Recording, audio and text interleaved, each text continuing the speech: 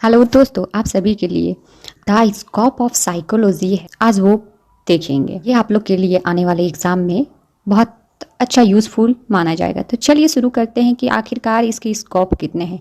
तो इसके कार्य क्षेत्र 3 हैं, जो कि कौन कौन से हैं। तो पहला है टीचिंग, दूसरा क्या है तो रिसर्च, तीसरा एप्लीकेशन, जिसे उपयोग कहते हैं।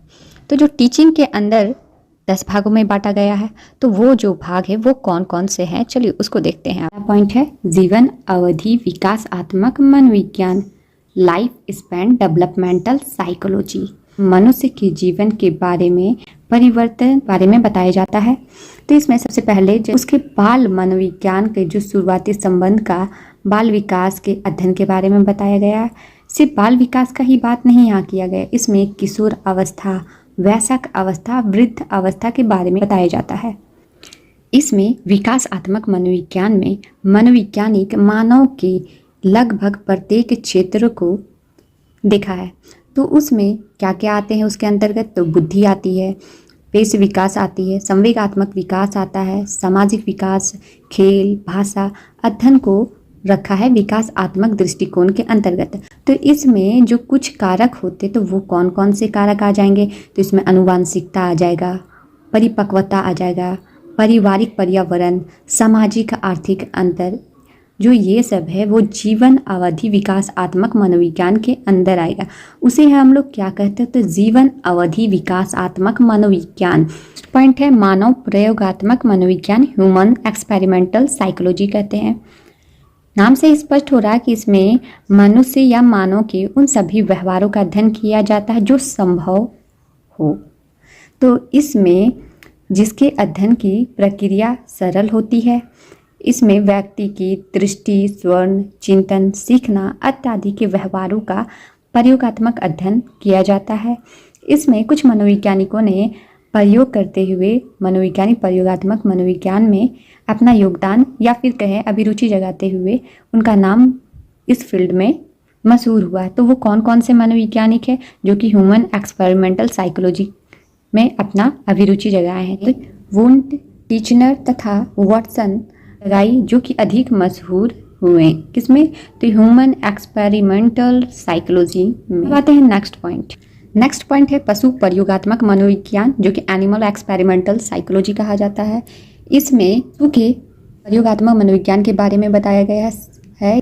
जैसे कि आप लोग देखे होंगे कि ह्यूमन एक्सपेरिमेंटल साइकोलॉजी में अधिकतर जो एक्सपेरिमेंट हुआ वो पशुओं पर किया गया है।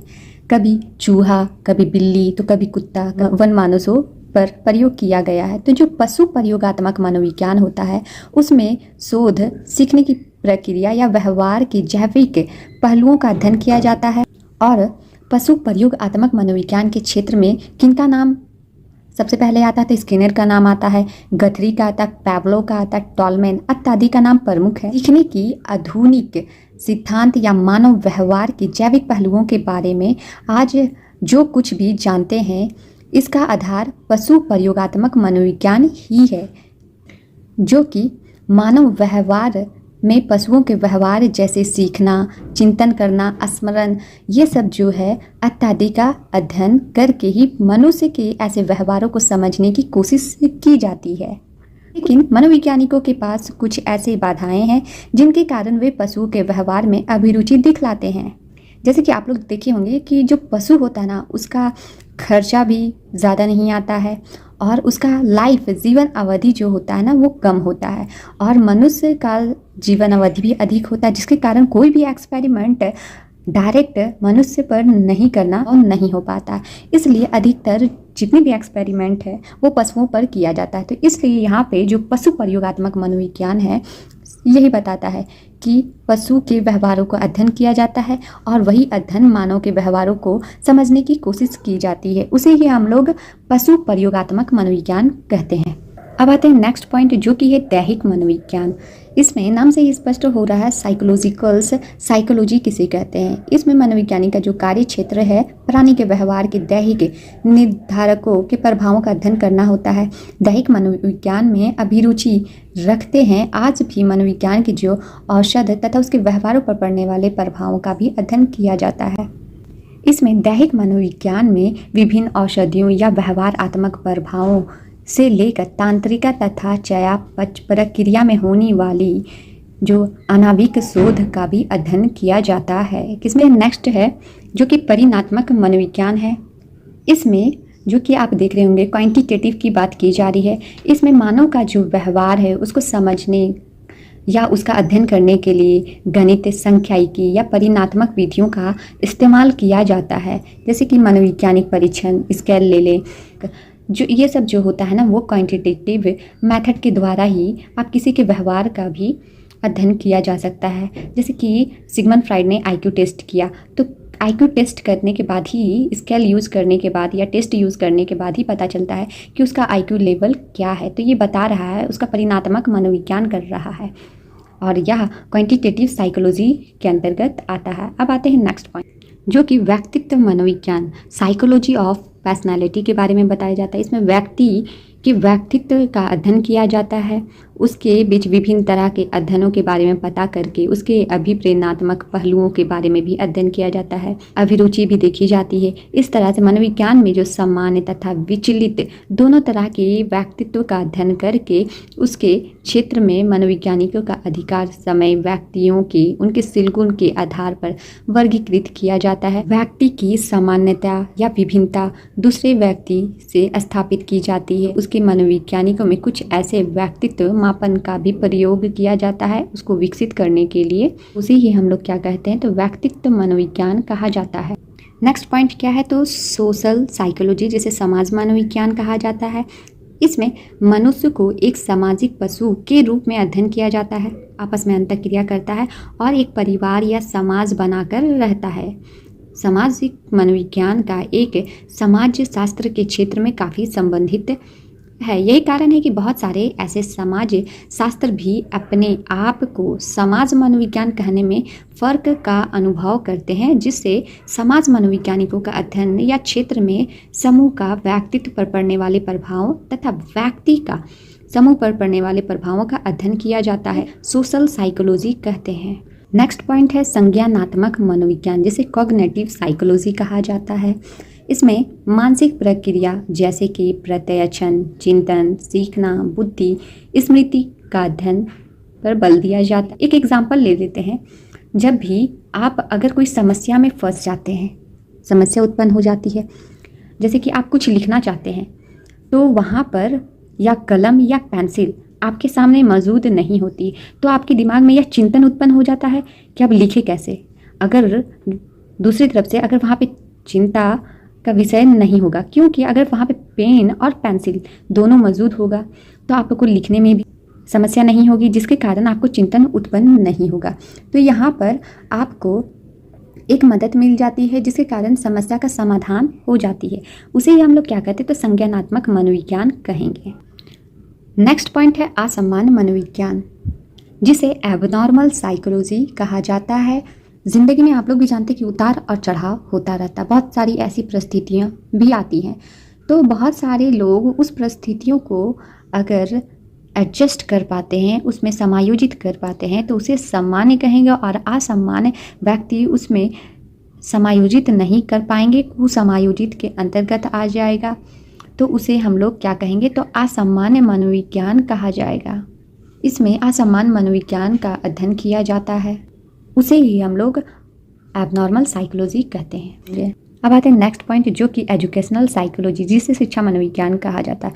नाम से ही स्पष्ट हो रहा है शिक्षा मनोविज्ञान। इससे जो शिक्षा मनोविज्ञान है, इसमें वैज्ञानिकों का सक्रिय अध्ययन पाया जाता है। इसमें शैक्षिक प्रक्रिया के मनोवैज्ञानिक पहलुओं का विशेष अध्ययन किया जाता है और इसमें अभिरुचि, सीखने तथा अभिप्रेरणा के बारे में मनोवैज्ञानिक ज्ञान का उपयोग करके छात्रों में सीखने की क्षमता को बढ़ाने का प्रयास किया जाता है। उसे क्या कहते हैं, तो शिक्षा मनोविज्ञान कहते हैं। अंतर्गत 10 पॉइंट है। अब आते हैं नेक्स्ट पॉइंट, जो कि रिसर्च है। रिसर्च को हिंदी में शोध कहते हैं। इसका अन्य नाम से भी जाना जाता है, जो कि अन्वेषण के नाम से या अनुसंधान के नाम से भी इसे जाना जाता है। तो इसका तात्पर्य यह होता है कि किसी तथ्य को बार बार खोजना या उससे संबंधित डेटा आधार पर खोजना या देखने से होता है। अनुसंधान जो किसी लक्ष्य या उद्देश्य के आधार पर होता है। अनुसंधान बिना उद्देश्य का नहीं होता है। यह आप लोग ध्यान रखिएगा। जब भी हम लोग कोई चीज़ किसी भी तरह का हो, रोज़मर्रा की ज़िंदगी हो, स्टडी से लेके करियर से लेके हर फील्ड में जब भी हम लोग रिसर्च की बात करें तो बिना उद्देश्य का रिसर्च नहीं होता है। उसमें उद्देश्य होना ही है। बिना उद्देश्य का कोई इंसान कुछ भी नहीं खोजता है। सर्च में ये भी होता है कि जिज्ञासा भी उत्पन्न होता है कि हाँ ये चीज़ चलो खोजते, इसके बारे में जानना है, तो जिज्ञासा भी उत्पन्न होने की वजह से ही हम लोग खोज करते हैं। या फिर इसमें उद्देश्य होता है, किस चीज़ का खोज कर रहे हैं ये भी तो आता है ना, कि किस चीज़ का क्या खोज करें, ऐसा क्या देखें, ऐसा क्या ढूंढें, किस चीज़ का खोज करेंगे। तो बिना उद्देश्य का रिसर्च नहीं होगा। और इसमें इसका उद्देश्य क्रमबद्ध तरीका से और व्यवस्थित और वैज्ञानिक तरीकों से प्राप्त करने की कला को हम लोग क्या कहते हैं, तो रिसर्च कहते हैं। नेक्स्ट है अप्लाइड साइकोलॉजी। इसमें मनोविज्ञान के कुछ ऐसे क्षेत्र हैं जिसमें मनोवैज्ञानिक व्यक्तियों या समूहों के वैज्ञानिक समस्याओं के समाधान में अपने कौशलों का शोध या उपयोग करते हैं। किसमें, तो अप्लाइड साइकोलॉजी में। अप्लाइड साइकोलॉजी के अंतर्गत कुछ क्षेत्र या प्रमुख बिंदुओं को बताया गया है। नैदानिक मनोविज्ञान जिसे क्लिनिकल साइकोलॉजी कहते हैं, इसमें जो नैदानिक मनोविज्ञान है वो शोध, निदान, उपचार के द्वारा किसी व्यक्ति को जो भी समस्या है उससे संबंधित जो समस्याग्रस्त लोग को चंगा या ठीक करने की कोशिश की जाती है। कि इस तरह से तो क्लिनिकल साइकोलॉजी के द्वारा निदान करके उसका उपचार करके मानसिक चिकित्सा के द्वारा उसे ठीक करने की कोशिश की जाती है और उसे इस लायक बनाया जाता है कि वो अपने दिन प्रतिदिन की जिंदगी में ठीक ढंग से समायोजन कर सके। उसे ही हम लोग क्या कहें, नैदानिक मनोविज्ञान कहा जाता है। नेक्स्ट पॉइंट क्या है, तो सामुदायिक मनोविज्ञान। सामुदायिक मनोविज्ञान में एक ऐसा क्षेत्र है जो कि मनोवैज्ञानिक नियम, विचारों, तथ्यों का उपयोग करके सामाजिक समस्याओं के समाधान को ठीक करने या उसमें समायोजित करने में मदद करते हैं। दूसरे शब्दों में हम यह कह सकते हैं कि समुदाय मनोविज्ञान का संबंध मानसिक चिकित्सा और मनोनिदान से नहीं बल्कि पर्यावरण परिस्थिति से होती है, जो कि व्यवहारात्मक विक्षुब्धता उत्पन्न हो जाती है, जिसे समुदाय मनोविज्ञान परिवर्तन लाकर समस्या को दूर करने की कोशिश की जाती है। उसे ही हम लोग क्या कहेंगे, तो सामुदायिक मनोविज्ञान कहा जाता है। अब आते हैं नेक्स्ट पॉइंट जो कि परामर्श मनोविज्ञान। परामर्श मनोविज्ञान उसे कहते हैं जो कि नैदानिक मनोविज्ञान के कार्य क्षेत्र से काफ़ी मिलती जुलती है। नैदानिक मनोविज्ञान में भी शोध और निदान और उपयोग के कारण ही किसी व्यक्ति या समस्याओं का समाधान में सहायता दिया जाता है। ठीक उसी तरह से जो परामर्श मनोविज्ञान है, जो काउंसलिंग साइकोलॉजी कहा जाता है, कोई भी समस्याओं से संबंधित हो, जैसे कि करियर।